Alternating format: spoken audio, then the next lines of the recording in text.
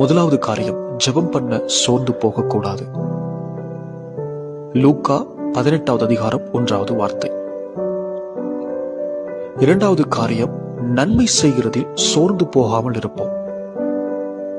கலாத்தியர் 6ஆம் அதிகாரம் 9வது வசனம். மூன்றாவது காரியம், உபத்திரவங்களினால் நீங்கள் சோர்ந்து போகாதிருங்கள். எபேசியர் 3ஆம் அதிகாரம் 13வது வசனம்.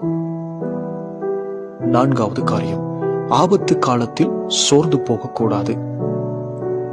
நீதிமொழிகள் 24வது அதிகாரம் 10வது வசனம். ஐந்தாவது காரியம், கடிந்து கொள்ளப்படும் போது சோர்ந்து போகாதே. நீதிமொழிகள் 3ஆம் அதிகாரம் 11வது வசனம். ஆறாவது காரியம், ஊழியத்தில் சோர்ந்து போகக்கூடாது.